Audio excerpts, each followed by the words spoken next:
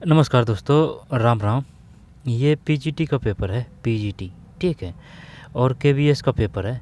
अब इसमें जो जनरल पेपर है ना, वो ही देखेंगे अपन। क्यों देखेंगे? इस वजह से देखेंगे क्योंकि जो ईएमआरएस है उसमें 50 + 10 60 यानी कि 50 क्वेश्चन है ना, और 60 क्वेश्चन यानी 10 क्वेश्चन, यानी कुल मिला के 60 क्वेश्चन। ये मनोविज्ञान, पेडागोजी और एनईपी 2020 से संबंधित है। उनका काफ़ी वेटेज है। इस वजह से ये आए हुए क्वेश्चन हैं, ये इसी प्रकार के हैं, ठीक है। यहाँ से ही तोड़ मरोड़ के क्वेश्चनों को दिया जाएगा। ये 2023 का पेपर है। ईएमआरएस की, केवीएस की साथ साथ में लगी थी, है ना, महीना 2 महीना का अंतर रहा था, ठीक है। पीआरटी के तो पूरे देख चुके हैं, ईएमआरएस के भी पूरे देख चुके हैं, क्योंकि उनका जो जनरल पार्ट था ना, चाहे वो हिस्ट्री, पॉलिटिकल ज्योग्राफी, अगर एक का देख लिया तो वो सबका जनरल पार्ट वो सेम था, ठीक है। लैब अटेंडेंस का देख लिया है ना, लाइब्रेरियन वो जो प्रिंसिपल का रिया है एक, है ना, उसके आंसर की नहीं मिली है। और ये जो है टीजीटी के जो केवीएस के हैं वो सब लगभग में सब देख लिए हैं, एक या दो लिए हैं। अब ये पीजीटी का है, ठीक है। तो चलिए शुरू करते हैं। ईएमआरएस प्री के लिए और जिसमें मनोविज्ञान, पेडागोजी आती है ना, उन सभी के लिए काम का है, टीचर से संबंधित। ये कौन कौन से क्वेश्चन है? 10 क्वेश्चन ये जुड़ते जुड़ते, यानी शुरुआत में ये तो वो है हिंदी व्याकरण के। इसके बाद में 40 क्वेश्चन आएंगे मनोविज्ञान और पेडागोजी से, है ना, और 5 क्वेश्चन कंप्यूटर के हैं, ठीक। और फिर एनईपी नई शिक्षा नीति से भी है, ठीक, यही क्वेश्चन है। तो और जो तरीका क्या रहेगा? तरीका ये रहेगा, पहले खुद से करने की कोशिश करेंगे, फिर बाद में आंसर देखेंगे, ठीक। और यही सबसे बेस्ट तरीका है। तो चलिए शुरू करते हैं। 1/3 है ईएमआरएस में, इस बात का ध्यान रखना है विशेष रूप से। चलिए भाई, यह बात हमें जान लेनी चाहिए कि हम उचित, है इस गद्यांश को पढ़ेंगे ही पढ़ेंगे, आंसर नहीं करेंगे, क्योंकि आंसर कर देंगे, कोई दिक्कत नहीं है। ये गद्यांश अच्छा है, पढ़ लेते हैं। यह बात हम जान लेनी चाहिए कि हम उचित और अनुचित में, शुभ और अशुभ में, नित्य और अनित्य में विवेक कैसे करें, ठीक है, कैसे करें, कैसे करें। जब विवेक हम करना हमारी आदत बन जाती है, जब हम स्वयं से पूछने लगते हैं कि इससे क्या अच्छा होने का है, हमारे विवेक जिसे जिसे अच्छा बताता है, हमें वही करना चाहिए। हम इससे हम गलत अभ्यास, आवेगपूर्ण और मूर्खता से भरी क्रियाओं के फल से उपजने वाली मानसिक अशांति से बच जाते हैं। विवेक का अभ्यास आत्मनिरीक्षण के अभ्यास के साथ चलता है, ठीक है। दोबारा से चलते हैं। व्यवहारिक जीवन में काफ़ी काम आने वाली चीज़ है। यह बात हमें जान लेनी चाहिए कि हम उचित और अनुचित में, शुभ और अशुभ में, नित्य और अनित्य में विवेक कैसे करें। जब विवेक करना हमारी आदत बन जाती है, तब हम स्वयं से पूछने लगते हैं कि इससे क्या अच्छा होने का है। हमारे विवेक जिसे अच्छा बताता है, हम वही करना चाहिए। इससे हम गलत अभ्यास, आवेगपूर्ण और मूर्खता से भरी क्रियाओं के फल से उपजने वाली मानसिक अशांति से बच जाते हैं। विवेक का अभ्यास आत्मनिरीक्षण के अभ्यास के साथ चलता है। विवेक से क्या तात्पर्य है ना, ये 5 क्वेश्चन है, व्याकरण के जो क्वेश्चन है उन पर चलते हैं। यह पत्र डाक खाने में डाल देना वाक्य है, बताइए क्या है इसमें, और थोड़ी व्याकरण के। ये कौन सी चीज़ें साथ साथ चलती है? शुभ अशुभ, नित्य अनित्य, विवेक और आत्मनिरीक्षण, उचित और अनुचित, कौन सी चीज़ें साथ साथ चलती है? गद्यांश के हिसाब से, है ना, कर देंगे। यह पत्र डाक खाने में डाल देना वाक्य है, डाल देना। यह पत्र डाक खाने में डाल देना, डाल देना, तो ये विधानवाचक है, आज्ञा दी जा रही है, मनोविगात्मक नहीं है, प्रश्नवाचक नहीं है, आज्ञार्थक वाक्य, आज्ञार्थक। जैसे कि आप पढ़ाई करो, है ना, ये पत्र डाक खाने में डाल देना। और जैसे कि आज्ञार्थक है कि आप बाजार जाइए, है ना, तो आज्ञार्थक यही कर देते हैं, विधानवाचक तो नहीं है। जैसे कि पढ़ेंगे तो पास होंगे, वो विधानवाचक है ना, ये 4 ही करते हैं। 97 का मतलब, अब ये वैसे ध्यान रखना है। जैसे कि ये जो आ रहा है ना, जैसे कि ये 96 है, 96 का मतलब, तो ये क्वेश्चन है 95। 95 का मतलब ये है, जैसे कि ये 15वां नंबर का क्वेश्चन है आंसर की में, है ना, तो आंसर की में अपन को 15वां देखना है, ठीक भाई। और ये जो किया है ना किसी ने, उसकी रेस्पॉन्स सीट है, उसने 4 किया है, तो 15 में 4 है, सही है, इसने किया है जो अज्ञार्थक वाक्य है। फिर नदी पर्यायवाची शब्द नहीं है, नदी का पर्यायवाची शब्द नहीं है। तटनी है, तरंगणी है, जलद, जलद है ना। जैसे कि अगर बादल की बात करेगा ना, वो दल है, बादल, बादल, बादल, बादल, है ना, बादल। तो बादल का जैसे कि द आएगा, कहने का मतलब ये है, बादल में द आएगा, जैसे कि जल है, द, पेयोदय है ना, पेयोदय। और अगर जो जल की बात करेगा ना तो जल में जय जरूर आएगा, जय, जैसे कि जल है जय, ठीक है। जलज, और जल का अगर पर्यायवाची देगा तो जय आएगा उसमें, और जो अगर बादल की पर्यायवाची देगा ना बादल का तो उसमें द या फिर ध आएगा, है ना, ये बात ध्यान रखनी है। नदी का पर्यायवाची शब्द नहीं है तो फिर ये जलद है इसमें।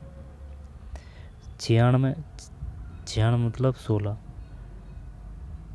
ये लास्ट का है ना, यही ध्यान रखना है। जैसे कि 7 का मतलब 17 है, 96 का मतलब है तो ये 16 है, ठीक है। नदी का पर्यायवाची शब्द नहीं है जलद, तो फिर 197 में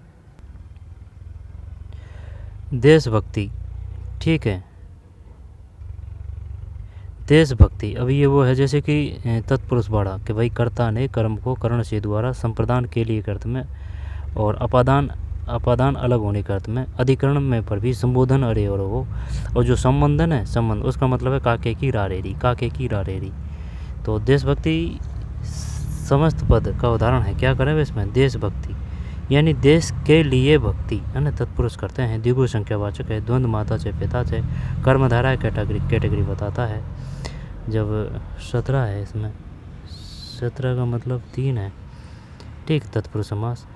तद्भव शब्द का उदाहरण है तद्भव। अब है ना ये जो व्याकरण है ये तो नॉर्मल लग रही है, ठीक है, इंग्लिश भी इतनी ज़्यादा तगड़ी बड़ी बात नहीं है, लेकिन 10-10 क्वेश्चन, कंप्यूटर भी इतना तगड़ा क्वेश्चन नहीं आएंगे, लेकिन है ना भाई जो मनोविज्ञान और पेडागोजी वो भाई बहुत खतरनाक है, ठीक है। तद्भव शब्द का उदाहरण है तद्भव, यानी कि जो अपनी लोकल भाषा देसी भाषा है ना वो उनके। तत्सम का मतलब होने को तो वो हिंदी के ही हैं, लेकिन वो जो आए हैं वो संस्कृत से आए हैं और हिंदी में उनको प्रयोग कर रहे हैं, है ना, वो होते हैं तत्सम। तो तद्भव शब्द का उदाहरण है जिव्या, है ना, तद्भव जिव्या, काष्ठ कार्य, कार्य कार्य, घी है घी, तद्भव घी होना चाहिए भाई, ठीक है, घी। देखते हैं इसमें 19 में 4 है घी। फिर समूह से भिन्न संधि है, समूह से भिन्न संधि है, दिगंबर, षडानन, सदाचार, विद्यालय, विद्यालय तो स्वर संधि है या फिर दीर्घ संधि है। सदाचार ये व्यंजन है, ये भी व्यंजन है, ये भी व्यंजन है ना। दिगंबर व्यंजन का मतलब है या तो आधा अक्षर आएगा या फिर के है ना, वो इस प्रकार के अक्षर आएंगे, ठीक है। बेसर का मतलब ये है ना। और जो दीर्घ है, दीर्घ का मतलब ये है जैसे कि भाई मात्रा की वृद्धि होगी उसमें, दीर्घ है जैसे कि ओ औ, है ना, इस प्रकार की दीर्घ का मतलब भाई बड़ी बड़ी मात्रा है। और जो वृद्धि है, वृद्धि का मतलब जैसे कि ये वृद्धि है ना, ये मात्रा की ये वृद्धि है, यानी कि मात्रा की वृद्धि हो रही है भाई ऊपर, है ना, ये पहचान है संधियों की, ठीक है। 80% क्वेश्चन हो जाएंगे। अयादि में ए आएगा, यण में ये आएगा, है ना, विसर्ग में विसर्ग आएगा, ठीक है, स्वर में स्वर आएगा, ए आ उ ये, है ना। फिर ठीक है, चलते हैं आगे। आंसर क्या है इसमें, विद्यालय। जब 19/4 है विद्यालय, ठीक है। दिगंबर व्यंजन, षडानन सदाचार, सदाचार। घुड़सवार घोड़े से गिर गया, वाक्य रेखांकित कारक है, घुड़सवार घोड़े से, तभी अपादान आ जाएगा भाई, गिर गया है ना वो अलग हो गया, जैसे कि पेड़ से पत्ता गिर गया, अपादान कारक। तो फिर 20 में 3 है। फिर भारत के राष्ट्रपति का निर्वाचन आनुपातिक प्रतिनिधित्व प्रणाली के अनुसार एक निर्वाचक मंडल द्वारा किया जाता है। निर्वाचक मंडल में केवल लोकसभा, राज्यसभा, विधानसभाओं के निर्वाचित सदस्य होते हैं। बात तो सही है, केवल दोनों ही सही कर देते हैं। 21/3 ए भी दोनों सही है। भारत के राष्ट्रपति का निर्वाचन आनुपातिक प्रतिनिधित्व प्रणाली के अनुसार एक निर्वाचक मंडल द्वारा किया जाता है। निर्वाचक मंडल में केवल लोकसभा, राज्यसभा और विधानसभा के निर्वाचित सदस्य होते हैं। लोकसभा, राज्यसभा और विधानसभा के। ये बता लोकसभा की एज क्या है, लोकसभा में चुनाव लड़ने की 25, राज्यसभा कितनी है 3 है, विधानसभा है ना, और जो राष्ट्रपति और जो राज्यपाल है उसकी 35 है, और जो पंचायती राज या नगर पंचायत है उनमें चुनाव लड़ने की 21 है, वोट देने की 18 है। भारत सरकार का मिशन इंद्रधनुष निम्न किसके बारे में एक पहल है, मिशन इंद्रधनुष। तो फिर इसका मतलब है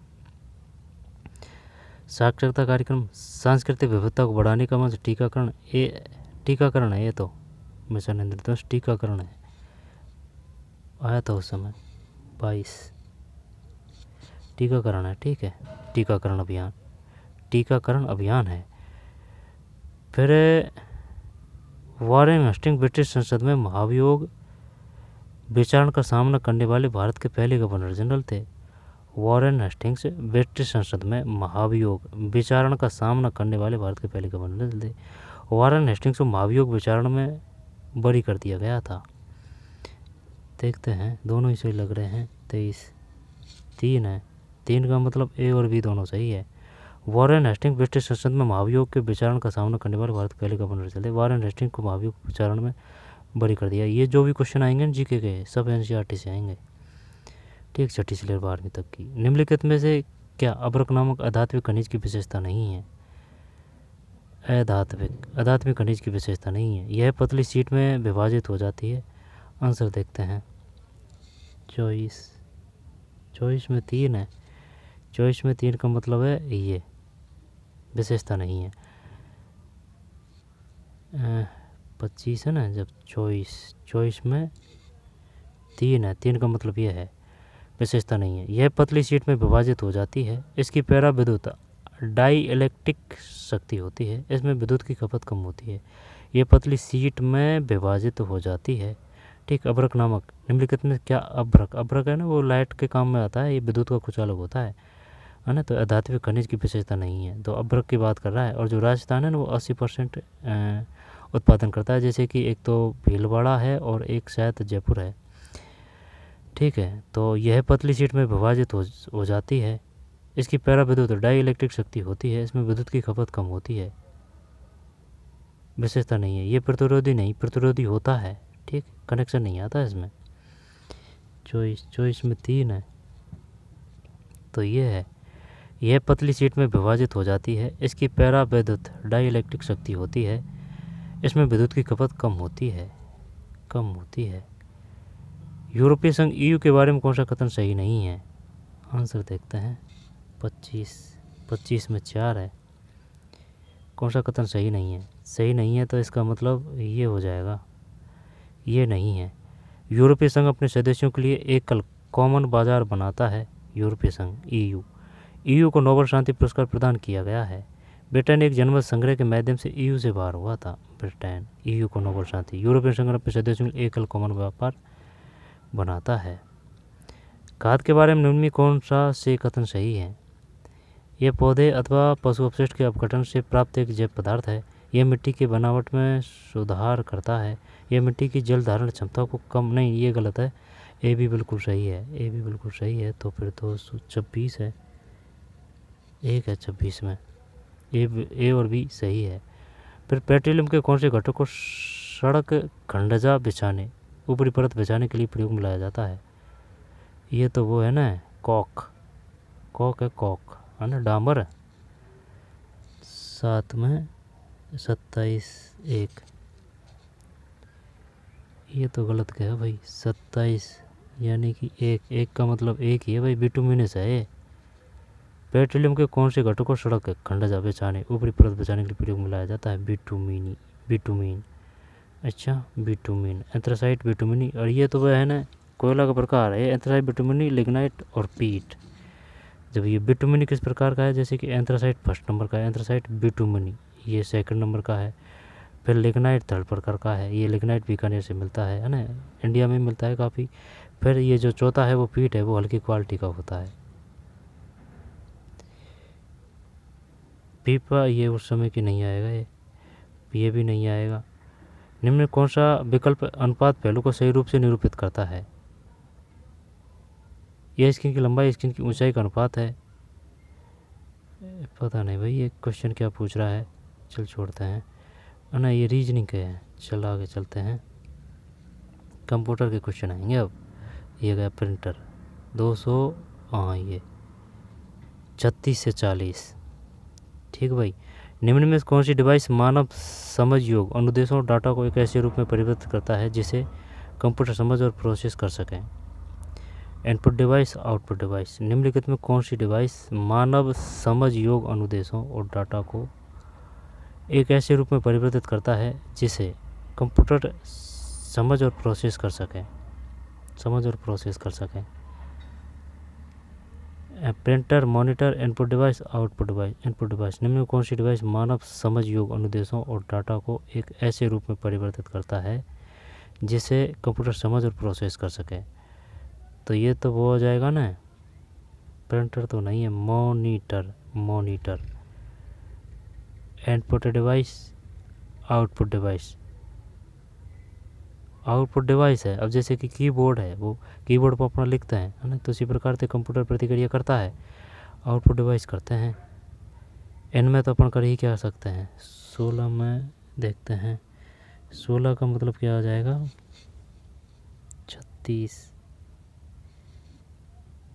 36 में 3 है, 36 में 3 है भाई, गलत है क्या इसमें? निम्न में कौन सी डिवाइस मानव समझ योग्य अनुदेशों डाटा को एक ऐसे रूप में परिवर्तित करता है जिसे कंप्यूटर समझ और प्रोसेस कर सके? इनपुट डिवाइस है भाई, गलत गया, 36 में 3 है। डीवीडी का अर्थ है, डीवीडी का पहले भी आ चुका है, तो ये वर्सटाइल होगा, वर्सटाइल इसमें भी है। डिजिटल, हाँ तो डिजिटल ही है ये, डिजिटल वर्सटाइल डिस्क। 3, 37 सही है, 3 ठीक है, डिजिटल वर्सटाइल डिस्क। फिर निम्नलिखित में कौन सा एक लोकप्रिय वेब आधारित सर्च इंजन का उदाहरण नहीं है? तो गूगल है, याहू है, फिर विंग है, ये चक्कर पड़ रहा है, एज और बिंग। याहू है, गूगल है ना। अब एज ब्राउज़र है,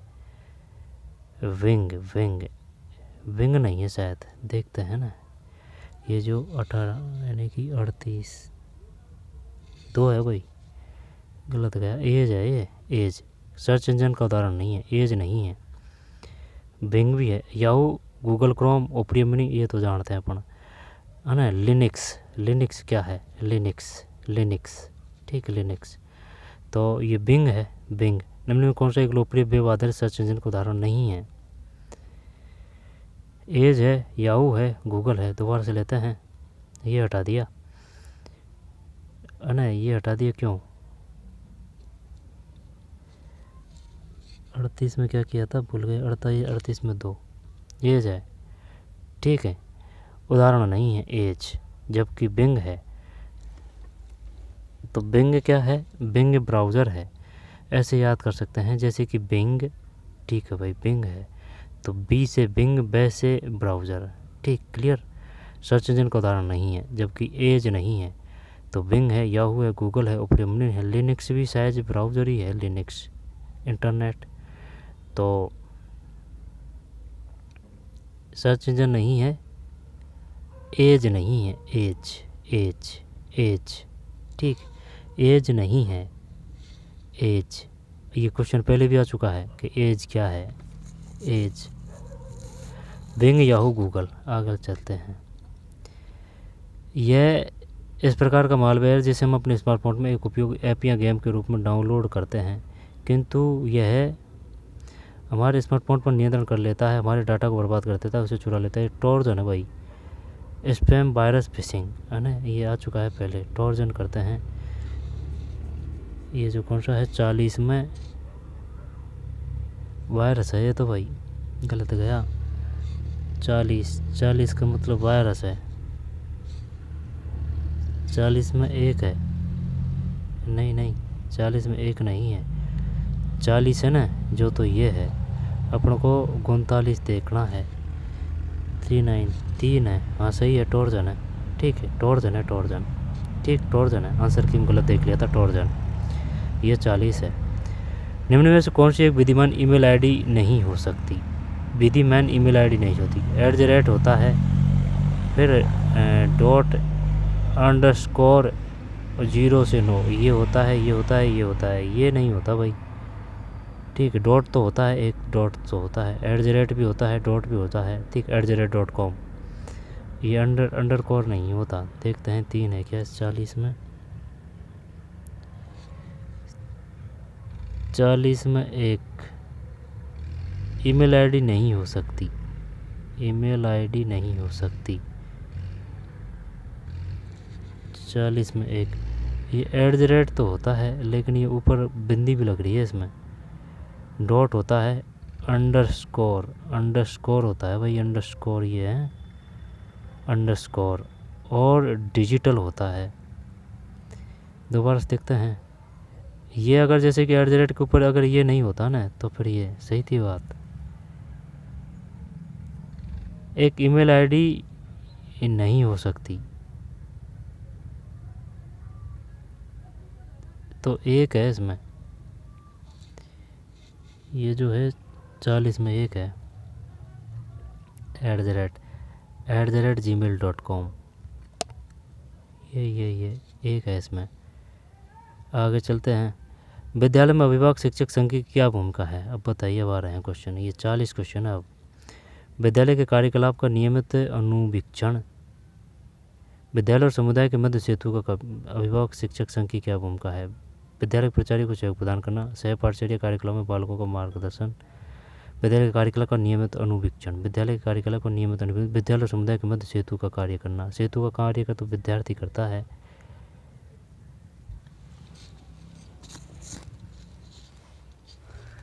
क्या ही करें हम इसमें। इंग्लिश देख लेते हैं पहले। What is role of FTA in school? FTA parent teacher association, सही है क्या ये? तो इसका मतलब है विद्यालय के कार्यकलाप का नियमित अनुवीक्षण, regular monitoring of student activities, विद्यालय और समुदाय के मध्य सेतु का कार्य, act bridge between school and community, विद्यालय प्राचार्य को सहयोग प्रदान करना, to support school principal, to guide of children को कोऑर्डिनेट एक्टिविटीज, सहपाठशाला का कार्यक्रम बालकों का मार्गदर्शन का नियमित और अनुवीक्षण, विद्यालय समुदाय के मध्य सेतु का कार्य करना। चल 2 करते हैं, है ना। देखते हैं ये जो 21 है, 21 का मतलब ये कौन सा था भाई? 41 में 2 है,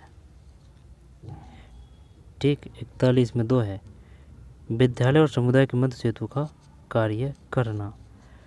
फिर अधिगम में अभिवृद्धि करने का सर्वोत्तम तरीका क्या है? सर्वोत्तम तरीका क्या है? तो सर्वोत्तम तरीका हो जाएगा उत्तम संप्रेषण के माध्यम से अधिगम, अभिवृद्धि मतलब ये ग्रोथ की बात आ रही है। देख लेते हैं इंग्लिश में, what is the best way of enhance learning, अधिगम में वृद्धि करने का सर्वोत्तम तरीका क्या है? उत्तम संप्रेषण के माध्यम से अधिगम में अभिवृद्धि करने का, यानी कि लर्निंग, श्रव्य दृश्य उपकरण के माध्यम से अधिगम, कार्यकलाप पद्धति से अधिगम, ICT और डिजिटल गेम आधारित पद्धति।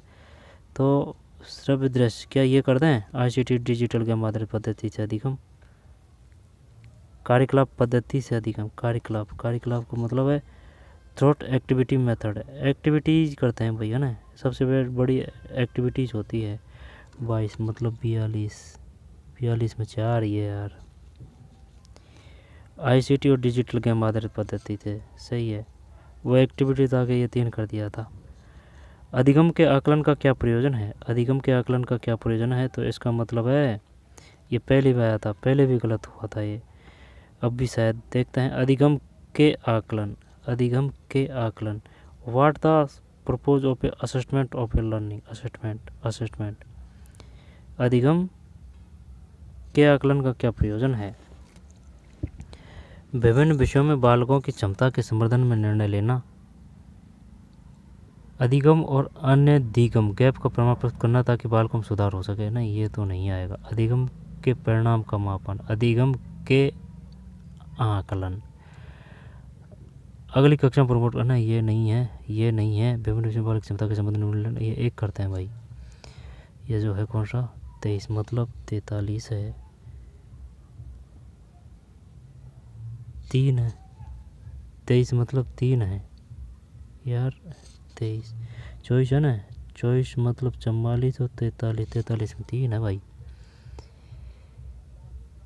अधिगम और अनिदिगम गैप प्रमाण प्रस्तुत करना ताकि बालक में सुधार हो सके। अच्छा, अधिगम के आकलन का क्या प्रयोजन है?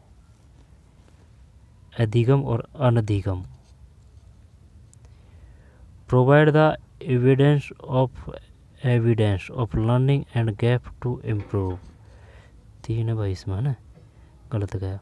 कक्षा में सतत और व्यापक मूल्यांकन CCE का क्या है? CCE की फुल फॉर्म क्या है पहले तो ये बताइए, दे नहीं रखी है। तो क्या महत्व है? तो इसका जो महत्व है वो हो जाएगा, बालकों के अध्ययन के विषयों का मूल्यांकन होगा। मूल्यांकन में व्यक्तित्व के विकास के मापन संबंधी सभी मापदंड शामिल है। अध्ययन से अध्ययन क्षेत्रों का मूल्यांकन, परीक्षा लोचदार। क्या महत्व है? बालकों के अध्ययन के विषयों का मूल्यांकन होगा, बालकों के अध्ययन के विषयों का मूल्यांकन होगा CCE सतत। अध्ययन और सह अध्ययन क्षेत्रों का मूल्यांकन व्यक्तित्व विकास के मापन सभी मापदंड शामिल है। क्या करें, 2 करें या 3 करें? परीक्षाएं लोचदार ये हटा देते हैं। और बालक के अध्ययन के विषयों का मूल्यांकन होगा CCE अध्ययन और सह अध्ययन क्षेत्रों का मूल्यांकन। पता नहीं है भाई, दोबारा देख लें। कक्षा में सतत और व्यापक मूल्यांकन CCE का क्या महत्व है? सतत, है ना। इंग्लिश देख जरा कुछ मिले तो। What is the signifying CCE? Classroom, है ना, क्लासरूम। तो क्लासरूम का मतलब है the child will be able to socialist subject. अगर क्लासरूम की बात आ रही है ना, तो फिर अध्ययन और सह अध्ययन क्या है 3 में? Able to social areas. एक ही करते हैं भाई, एक ही करते हैं। ये जो चॉइस है जिसमें 44 में गलत गया यार, 44 में 2 है। मूल्यांकन में व्यक्तिगत विकास के मापन संबंधी सभी मापदंड शामिल है। मूल्यांकन में व्यक्तिगत विकास के मापन संबंधी सभी मापदंड शामिल है। निम्न में से क्या दृश्यात्मक यांत्रिक साध्य शामिल? दृश्यात्मक, ये तो वीडियो की बात कर रहा है, तो फिर श्यामपट्ट है, कैलकुलेटर, चार्ट, पाठ्यपुस्तक। दृश्यमान following is visual instrumental material. Visual video की बात है, विजुअल की बात तो पाठ्यपुस्तक ही देखते हैं, ठीक। और शायद पे ध्यान देना है ना। अब देखने को तो सभी दिखती है, श्यामपट्ट भी है, कैलकुलेटर है, चार्ट है, पाठ्य पुस्तक है। शायद मतलब जिसे साधा जा सके, चार्ट। तो 3 करते हैं तो इसके हिसाब से तो फिर 25 यानी 45 में 2 है, गलत है। निम्न से क्या दृश्यमान यांत्रिक साध्य सामग्री है? चार्ट है। क्या दृश्यमान यांत्रिक साध्य सामग्री है? 26 45 में 2 है भाई, 2 ही है। चार्ट है, समझ में नहीं आई बात। क्या दृश्यमान यांत्रिक साध्य सामग्री है? अब होने को तो सभी ये दृश्य ही है, पाठ्यपुस्तक देखते ही तो हैं, कैलकुलेटर, श्यामपट्ट, चार्ट है।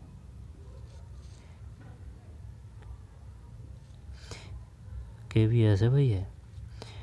प्रायोगिक अधिगम से आपका क्या तात्पर्य है? प्रायोगिक अधिगम से आपका क्या तात्पर्य है? नई सूचना लिखना, कार्यकरण के माध्यम से अधिगम, स्मरण करने का अभ्यास, बारंबार अभ्यास। प्रायोगिक अधिगम से आपका क्या तात्पर्य है?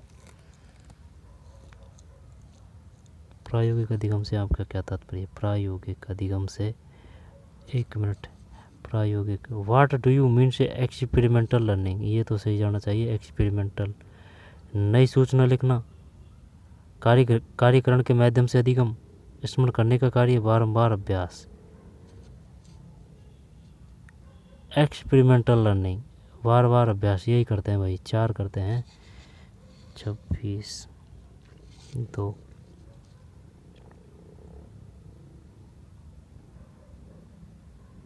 46 में 2 है भाई।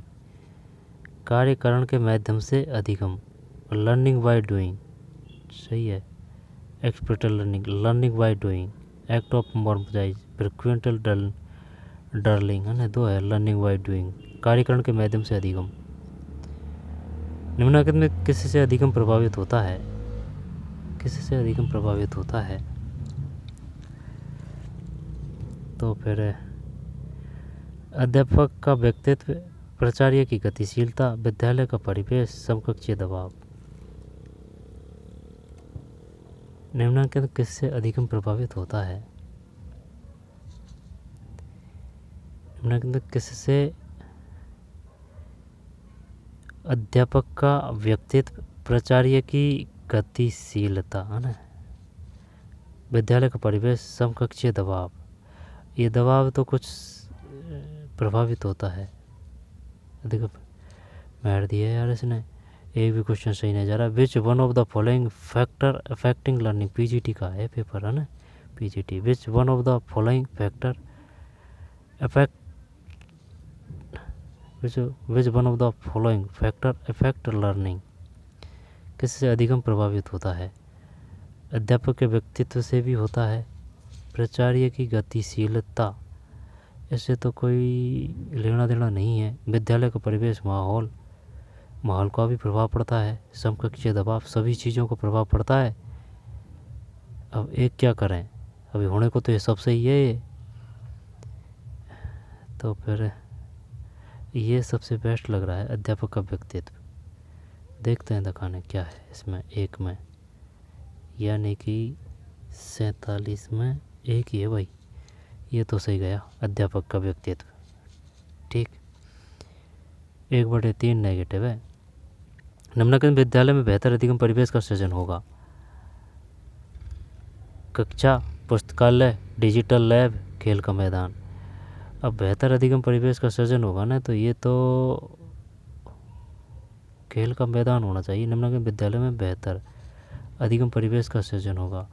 Which following world for better learning space in school. तो क्या ही करें अब इसमें, स्पोर्ट फील्ड कर दें, डिजिटल लैब कर दें, लाइब्रेरी करें, क्लासरूम करें, सबसे अच्छा कहाँ सीखेगा बच्चा?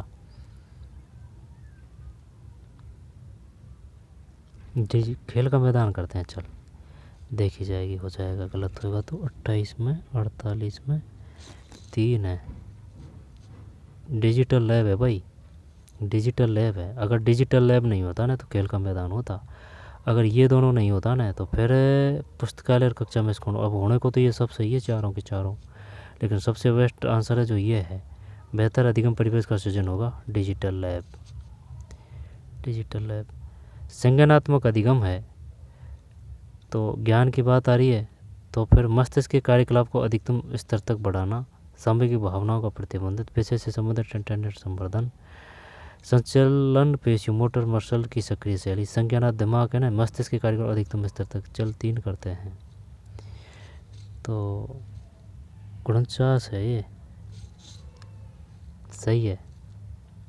स्कूल क्यों छोटी सोसाइटी है? यह विविधतापूर्ण पृष्ठभूमि के लोगों का समूह है। साझा विविधतापूर्ण, सही तो है। साझा प्रथा से आने वाले लोगों का विशिष्ट समूह है, साझा प्रथा से। विद्यार्थी समाज के विभिन्न वर्गों का प्रतिनिधित्व करते हैं, सही है। विद्यार्थियों का विषय वाई स्कूल ए मैच्योरेशन सोसाइटी। स्कूल क्यों छोटी सोसाइटी है? जब है ना, इसमें सबसे बेस्ट ये होना चाहिए, विद्यार्थी समाज के विभिन्न वर्गों का प्रतिनिधित्व करते हैं। ये नहीं, पृष्ठभूमि को, ये विविधतापूर्ण पृष्ठभूमि के लोगों का समूह है। विद्यार्थियों का विषय समूह है, विषम समूह है। विभिन्न वर्गों का प्रतिनिधित्व करते हैं, विभिन्न वर्गों का। The student reference a cross section of society, particular group a humanity with shared costumes, it is a group a डिसिफाइड पीपल। एक कर दें क्या इसमें, एक, यह विविधतापूर्ण पृष्ठभूमि के लोगों का समूह है स्कूल, तो फिर पृष्ठभूमि के लोगों का समूह है। साझा प्रथा से आने वाले लोगों का विशिष्ट समूह है। विद्यार्थी समाज के विभिन्न वर्ग। चल ये करते हैं, क्योंकि और में विद्यार्थी है नहीं, अब रहने को तो इसमें भी विद्यार्थी विषम समूह। 3 करते हैं, 50 होना चाहिए, 50 में 2, मैं कह रहा हूँ ना, गलत गया। 50 में 2 है भाई, ये 50 ही है, 50 में 2 है। साझा प्रथा से आने वाले लोगों का विशिष्ट समूह है। स्कूल क्यों छोटी सोसाइटी है? सोसाइटी स्कूल तो है, लेकिन सोसाइटी भी तो आ रहा है। साझा प्रथा से आने वाले लोगों का विशिष्ट समूह है। 2. पार्टिकुलर ग्रुप है ह्यूमैनिटी विद शेयर्ड कस्टम्स। बालक के व्यक्तित्व में गुणात्मक परिवर्तन का तात्पर्य निम्नलिखित किससे है? गुणात्मक, तो ये तो गुणात्मक और ये वही होगा विकास। अदृश्य परिवर्तन, परिक्वता, दृश्यमान विकास करते हैं। 3 किया है इसने, परिक्वता। गुणात्मक, गुणात्मक तो विकास ही होता है भाई। तो फिर क्या 51 में 3 है यार।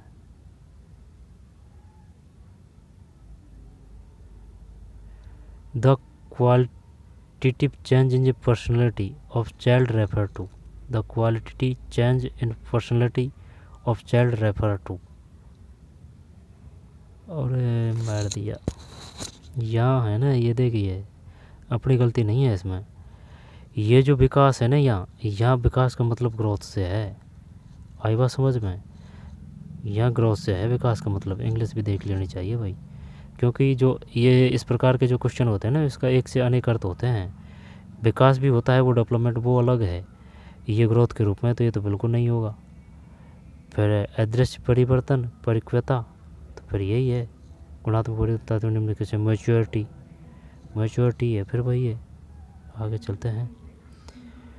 बाल मनोविज्ञान में विकास की क्या भूमिका है? बाल मनोविज्ञान और तो नहीं है, इसमें कुछ अलग है। What is the role of development in child psychology. इससे लक्ष्य निर्धारण में सहायता मिलती है। इससे अधिगम के लिए तत्परता अवधारित होती है। इससे अधिगम के लिए तत्परता अवधारित होती है। इससे व्यवहार निर्धारित होता है।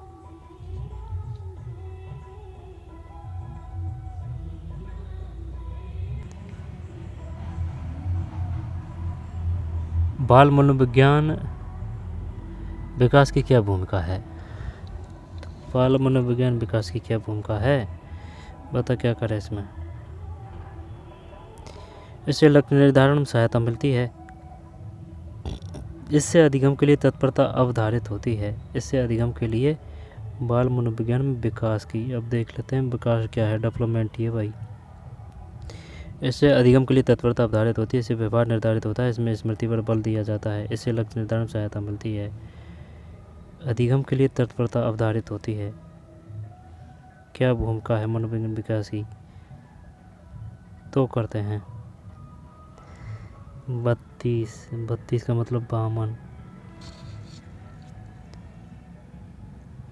2 ही है भाई, ठीक है 2 ही है। इससे अधिगम के लिए तत्परता अवधारित होती है मतलब इट डिटरमाइन्स रीडनेस फॉर लर्निंग। फिर सामाजिक संवेगिक अधिगम निम्नलिखित किसका प्रक्रम है? सामाजिक संवेगिक अधिगम निम्नलिखित किसका प्रक्रम है? तो ये है आत्म अनुशासन, भाषाई योग्यता विकास, आत्म विकास, आत्म नियंत्रण विकसित करना। सामाजिक सामयिक अधिगम निम्नलिखित किसका प्रक्रम है? सामाजिक सामयिक अधिगम निम्नलिखित में किसका प्रक्रम है?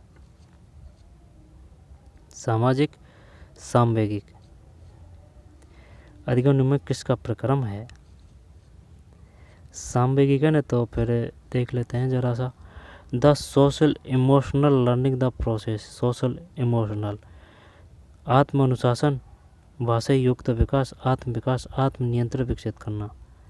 सामाजिक और सामयिक, डेवलपमेंट, सेल्फ कंट्रोल। सामाजिक सामयिक अधिगम निम्न किसका प्रक्रम है? आत्म नियंत्रण विकसित करना, सेल्फ डिसिप्लिन, डेवलपमेंट और लिंग्विस्टिक एबिलिटी, सेल्फ डेवलपमेंट। 4 करते हैं दिखाना ना, ये 53 है, 53 में 4 है भाई, ठीक है। ये क्वेश्चन बढ़िया कर दिया भाई अपन ने। आत्म नियंत्रण विकसित करना, सामाजिक सामयिक अधिगम निम्नलिखित किसका प्रक्रम है? आत्म नियंत्रण विकसित करना, ठीक है, आत्म नियंत्रण विकसित करना। डेवलपिंग सेल्फ कंट्रोल है ना, यही बेस्ट है। डेवलपिंग सेल्फ कंट्रोल है, सेल्फ डेवलपमेंट है ना, तो ये 4 है, डेवलपमेंट, सेल्फ कंट्रोल। कौन सा मनोवैज्ञानिक कारक अधिगम में सहायक है? अधिगम में सहायक है तो फिर आयु, निद्रा, अभिप्रेरण है, मोटिवेशन है ना, मोटिवेशन। 54 में 3 मोटिवेशन है। विद्यालय में अभिभावकों और सामाजिक कार्यकर्ताओं की नियमित बैठक से क्या सुनिश्चित होता है? विद्यार्थियों और अध्यापकों के मध्य संप्रेषण अंतराल को कम करना। 3:35 मतलब 55। ये गलत है भाई। 55 में ये शानदार किया है यार इस बंदे ने। एक का है इसमें। एक का मतलब है गृह विद्यालय के साथ जिस संप्रेषण अंतराल को कम करना। विद्यालय अभिभावकों और सामाजिक कार्यकर्ताओं की विद्यालय में अभिभावकों सामाजिक कार्यकर्ताओं की नियमित बैठक से क्या सुनिश्चित होता है? गृह विद्यालय की सातत्यता। Home school continuity. कक्षा में सूचना और संचार प्रौद्योगिकी पूर्ण उपलब्ध होने से अध्यापकों की भूमिका कम हो जाती है। बिल्कुल नहीं। यदि अध्यापक को ICT अनुप्रयोग कौशल का अद्यतन ज्ञान है, अध्यापक की भूमिका कम हो जाती है। तो फिर यही है, ये तो नहीं आएगा भाई। अध्यापक की जगह नहीं ले सकती ना ICT, इसका अध्यापकों को कोई प्रभाव नहीं पड़ता। अध्यापक पारंपरिक विधियों को एक करते हैं। 36 बंदा इंटेलिजेंट है। 36 मतलब 56 में एक है। बिल्कुल नहीं। यदि अध्यापक को ICT अनुप्रयोग कौशल का अद्यतन ज्ञान है। ठीक, एक किया है। अध्यापन के बारे में विद्यार्थियों से प्राप्त फीडबैक अध्यापक के लिए किस प्रकार सहायक होगा? अध्यापन के बारे में विद्यार्थियों से प्राप्त फीडबैक अध्यापक के लिए किस प्रकार सहायक होगा? अध्यापन के बारे में विद्यार्थियों से प्राप्त फीडबैक अध्यापक के लिए किस प्रकार सहायक होगा? अध्यापन किस प्रकार सहायक होगा? विद्यार्थियों से प्राप्त फीडबैक अध्यापक के लिए, इससे निश्चित तौर पर अध्यापन की गुणवत्ता परिष्कृत होगी। विद्यार्थी पक्षपात करेंगे। अध्यापकों को बालकों से फीडबैक लेने की आवश्यकता नहीं पड़ती। इसका अध्यापन पर है ना, यही है। ये तो है ना नॉर्मल क्वेश्चन था। 37-57 एक है। ग्रामीण क्षेत्र में कक्षा में ICT अनुप्रयोग की मुख्य चुनौती क्या है? बिजली और इंटरनेट का अभाव है। ये पहले भी आ चुका है, PRT में आ चुका है। तो कौन सा था भाई ये? मतलब ये जो जैसे कि कक्षा में पाठ योजना की क्या भूमिका है? ये 40 है, तो ये 39 है। 39 है, तो ये देखना है अपनों को। तो ये कौन सा क्वेश्चन है? 38 मतलब 58 में 3 है। बिजली इंटरनेट का अभाव है। फिर कक्षा में पाठ योजना की क्या भूमिका है? पाठ योजना की बताइए। इससे प्रशासनिक अपेक्षा पूरी होती है। अध्यापक निर्धारित शेड्यूल अनुसूची से विचलित नहीं हो सकता। इससे अधिगम परिणाम प्राप्त करने में सहायता मिलती है। इससे अध्यापकों को अधिगमकर्ताओं को मूल्यांकन करने में सहायता मिलती है। पाठ योजना लेसन प्लान है। इससे अधिगम परिणाम प्राप्त करने में सहायता मिलती है। अध्यापकों को अधिगमकर्ता का मूल्यांकन करने में सहायता मिलती है। इससे प्रशासनिक अपेक्षा पूरी होगी। ये तो नहीं है। शेड्यूल से विचलित नहीं हो सकता। योजना है ना, तो फिर 2 करते हैं। 59 3 है भाई। इससे अधिगम परिणाम प्राप्त करने में सहायता मिलेगी। अधिगम परिणाम प्राप्त करने में सहायता मिलेगी। फिर विद्यार्थी मध्यांतर अवकाश रिसेस पीरियड में कुत्ते को खिलाता है। यह निम्नलिखित किस श्रेणी में आता है? अभिकल्पित, नैतिक, छिपा हुआ, प्रश्न पैटर्न विपरीत। नैतिक करेंगे तो फिर नैतिक करेंगे तो फिर कौन सा है ये क्वेश्चन? नैतिक करेंगे। 40 मतलब 60 मतलब गलत। इस बंदे ने बड़ी किया है भाई। 3 विद्यार्थी मध्याह्न अवकाश रिसेस पीरियड में कुत्ते को खिलाता है। निम्नलिखित किसकी श्रेणी में आता है? छिपा हुआ, प्रच्छन्न पाठ्यक्रम है। प्रच्छन्न पाठ्यक्रम। इवान पावलो द्वारा स्वान पर किया गया क्लास की शास्त्रीय अनुकूलन का प्रसिद्ध उदाहरण है। कॉग्निटिज्म, व्यवहारिज्म, कॉग्निटिज्म है ना। जब ये तो बिल्कुल नहीं है। कॉग्निटिज्म करते हैं। 3 मतलब संज्ञानात्मकवाद।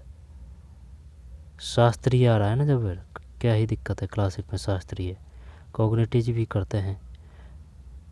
3 व्यवहारवाद।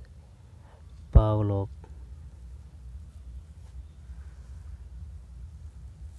भाई संज्ञा जो जीन पियाजे थे ना, उसने संज्ञानात्मक का सिद्धांत दिया था, ठीक है। और जो S R theory R S theory वो पावलोव ने दी थी, कुत्ते पे प्रयोग किया था पावलोव, ठीक है। वो कुत्ते की लार, वो जार, ठीक है, और वो खाना रोटी वगैरह देना, तो फिर क्या ये व्यवहारवाद है? देखते हैं भाई, हो सकता है इस बंदे का सही।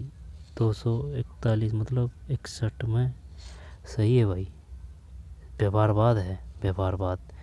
इवान पावलोव द्वारा श्वान पर किया गया क्लासिकी शास्त्रीय अनुकूलन का प्रसिद्ध उदाहरण है व्यवहारवाद, इवान पावलोव, ठीक है। कुत्ते पर एस आर थ्योरी और आर एस थ्योरी किया गया क्लासिकल शास्त्रीय अनुकूलन का प्रसिद्ध उदाहरण है क्लासिक, व्यवहारवाद है। निम्नलिखित में से रचनावाद का मूलभूत सिद्धांत क्या है? रचनावाद का ज्ञान का निर्माण विद्यमान ज्ञान पर होता है। विद्यालय में अधिगम, संदर्भगत अधिगम, अभिप्रेरणात्मक अधिगम। एक ही करते हैं चल। तो फिर क्वेश्चन कौन सा है ये?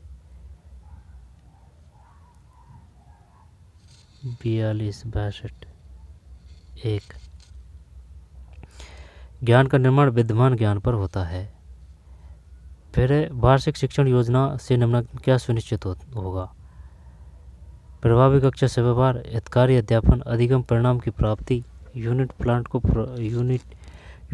प्रभावी ढंग से तैयार करना। वार्षिक शिक्षण योजना में निम्नलिखित में क्या सुनिश्चित होगा? वार्षिक शिक्षण योजना में निम्नलिखित में क्या सुनिश्चित होगा? वार्षिक शिक्षण योजना में निम्नलिखित में क्या सुनिश्चित होगा?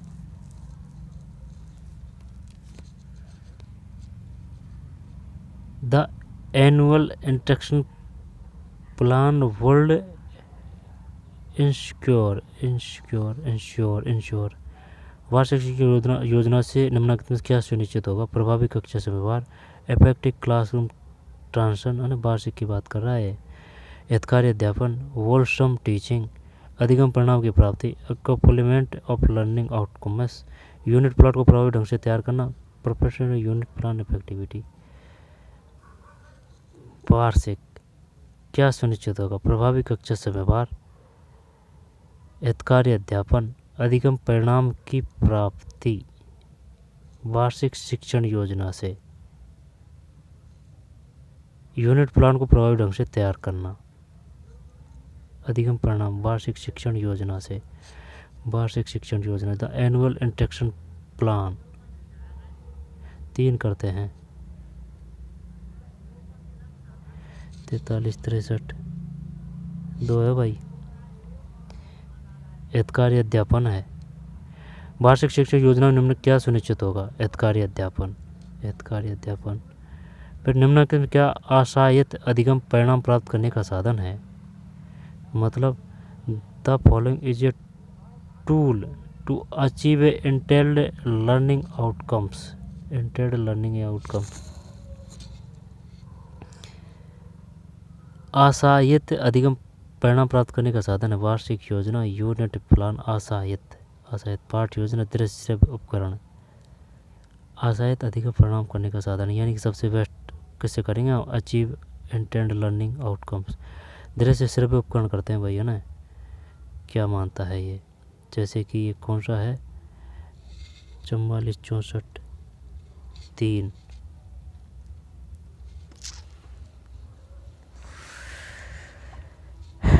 गलत है, पाठ योजना है। निम्नलिखित में क्या आशायित अधिगम परिणाम प्राप्त करने का साधन है? पाठ योजना, पाठ योजना, यूनिट प्लान, वार्षिक योजना, श्रव्य दृश्य उपकरण। 3 है इसमें। नैदानिक मूल्यांकन का उद्देश्य है, नैदानिक डायग्नोस्टिक, तो बालक के प्रबल पक्ष का पता लगाना, अधिगम में पुनः हस्तक्षेप कर समस्या समाधान करना, अधिगम स्तर जानना, बालक की भावना को मापना। डायग्नोस्टिक मतलब भाई जांच होती है ना, जांच होती है। जैसे कोई बीमार है, जैसे कि बुखार है, तो जो डॉक्टर है वो नापता है कि भाई कितना डिग्री सेल्सियस वो बुखार है, उसी के हिसाब से वो फिर दवाई देगा। अब दवाई देगा ना, तो फिर नैदानिक मूल्यांकन का उद्देश्य है, ठीक है, तो बालक के प्रबल पक्ष का पता लगाना, ये जरूरी नहीं है, चाहे प्रबल और निर्बल दोनों पक्षों का पता लगाना होता है, हटा देते हैं। अधिगम में पुनः हस्तक्षेप कर समस्या समाधान करना, ये सही है कि भाई जो गलती करी है उसको हस्तक्षेप कर फिर जो समस्या है उसका समाधान करना। अधिगम स्तर जानना, अधिगम स्तर जानना ही काफ़ी नहीं है, बच्चे ने गलती कर रही है उसको भी सुधारना होता है। बालक की भावना का कोई मतलब नहीं है, दो करते हैं भाई। 45 में 45 65 में दो दो है भाई, ये तो सही गया। अधिगम में पुनः हस्तक्षेप कर समस्या समाधान करना। परीक्षा में प्रश्नों की मुक्त शैली निम्नलिखित किसका परीक्षण होगा? कंठस्थ करने का तो बिल्कुल नहीं है, आलोचनात्मक चिंतन है, ये बेस्ट है। अगर वो मुक्त वो है ना तो फिर वैज्ञानिक प्रवृत्ति यही करते हैं, आलोचनात्मक 3। कौन सा है ये है 46 66 66 में 3 नहीं, 66 में 3 है, ठीक है, 66 में 3 है आलोचनात्मक चिंतन। फिर कक्षा प्रेक्षण अवलोकन का प्रमुख उद्देश्य है। कक्षा प्रेक्षण, प्रेक्षण का मतलब है the main aims of classroom observation as, observation as अवलोकन का मुख्य उद्देश्य है। तो फिर विद्यार्थियों से अध्यापकों के बारे में फीडबैक प्रतिपुष्टि प्राप्त करना, कक्षा प्रेक्षण अवलोकन का मुख्य उद्देश्य। अध्यापकों द्वारा आत्मनिरीक्षण कराना, प्रशासनिक अपेक्षाओं को पूरा करना, अध्यापकों की योग्यताओं का मूल्यांकन, ये करते हैं फीडबैक प्रतिपुष्टि प्राप्त करना। एक तो एक का मतलब 48 47 67 है, 67 में 2 है, ये कैसे आ जाएगा? जो 48 है ना, ये 48 मतलब ये 47 है, 47 का मतलब 67 है, 67 में 2 है।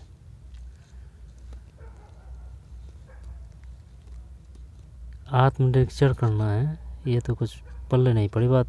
The main aims of classroom observation as,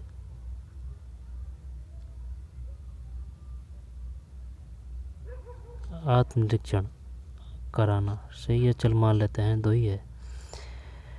सहभागिता युक्त सामूहिक कार्य निम्नलिखित किसका उदाहरण है?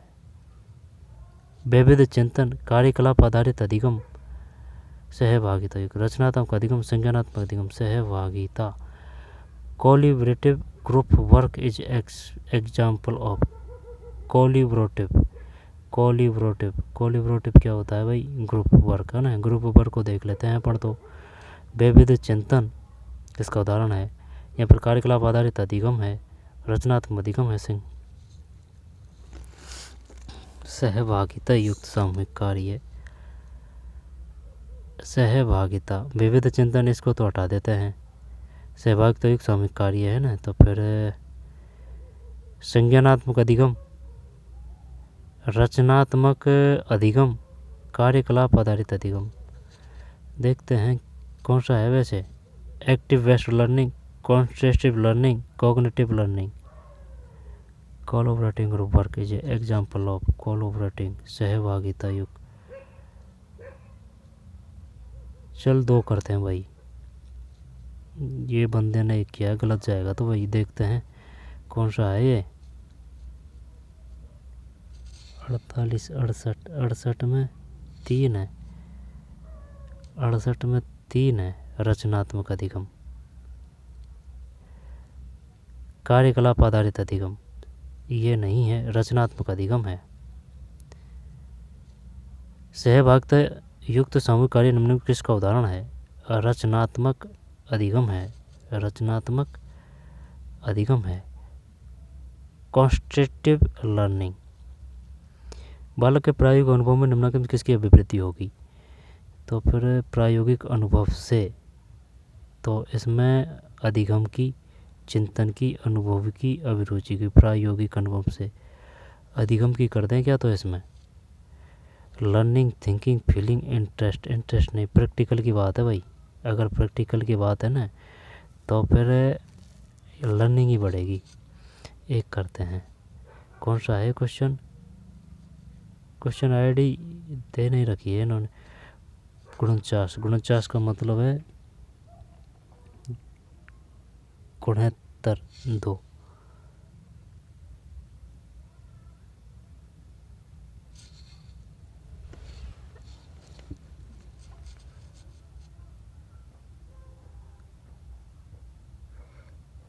डिसलेक्सिया। एक बात बता, ये क्वेश्चन कहाँ से कहाँ तक थे भाई, है क्या कुछ ध्यान होता पता? कौन से देख रहे थे अपन? ये 967 ICT, फिर सामाजिक संवेगात्मक, ये आंसर की रोड़ा ही है। जब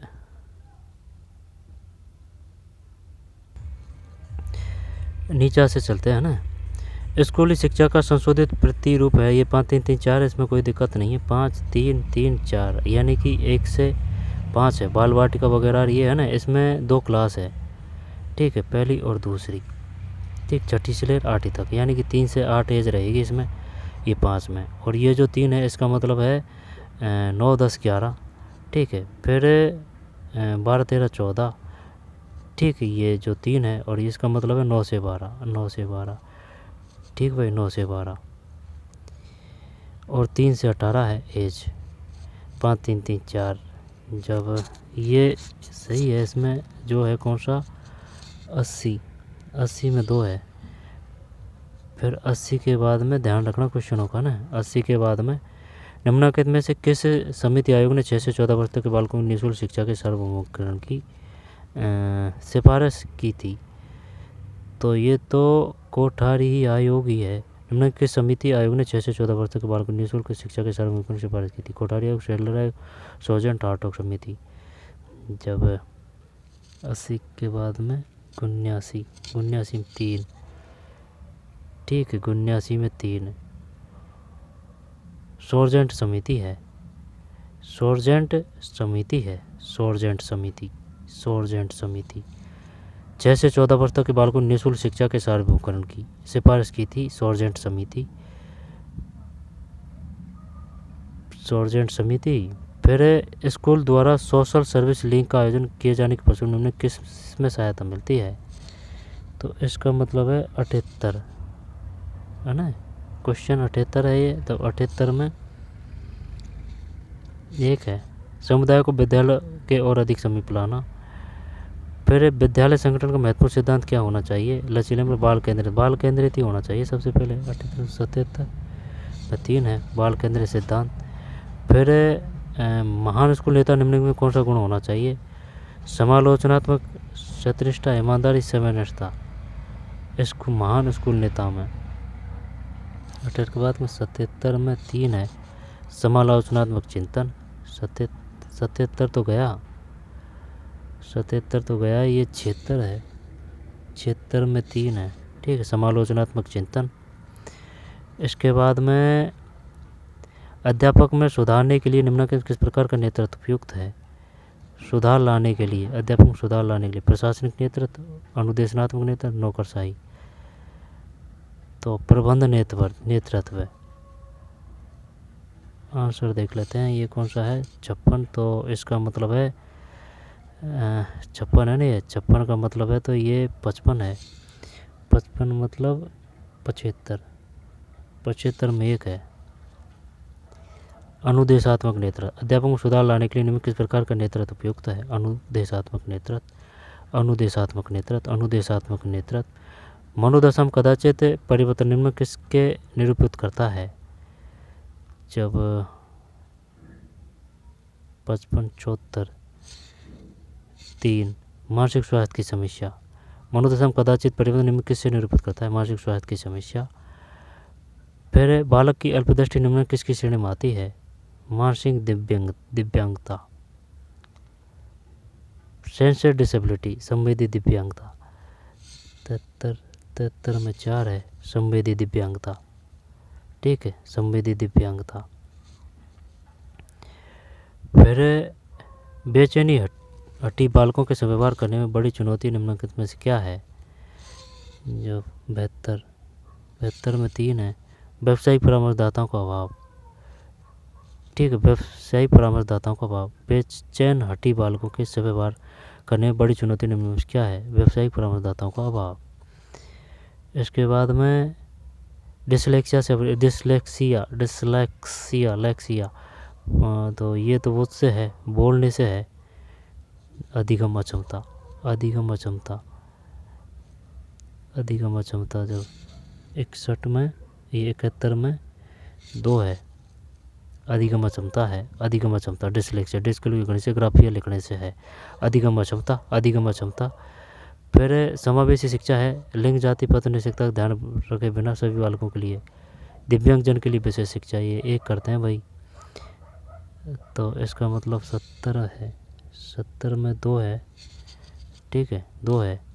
समावेशी शिक्षा का क्या है, लिंग जाति पद निश्चितता का ध्यान रखे बिना सभी बालकों, सही था ये आंसर, ज़्यादा दिमाग लगा दिया। फिर बालक के प्रायोगिक अनुभव से निम्नलिखित की अभिवृद्धि होगी, प्रायोगिक अनुभव से, तो ये तो प्रायोगिक से एक्टिविटीज बढ़ेगी ना, फीलिंग थिंकिंग लर्निंग, लर्निंग सीखेगा वो, एक करते हैं। 70 है ये, 70 नहीं, ये 6-9 है, 6-9 में 2 है। 69 में 2 है। बालक के प्रायोगिक अनुभव निम्नलिखित किसकी अभिवृद्धि, चिंतन और सहभागिता युक्त सामूहिक कार्य निम्नलिखित किसका उदाहरण है, सहभागिता युक्त सामूहिक कार्य, तो इसका मतलब है 48 में 3 है। रचनात्मक अधिगम, सहभागिता सामूहिक कार्य निम्नलिखित किसका उदाहरण है, रचनात्मक अधिगम, रचनात्मक अधिगम। फिर कक्षा परीक्षण अवलोकन का मुख्य उद्देश्य है,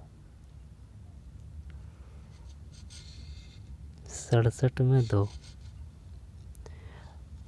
अध्यापक द्वारा आत्मनिरीक्षण कराना।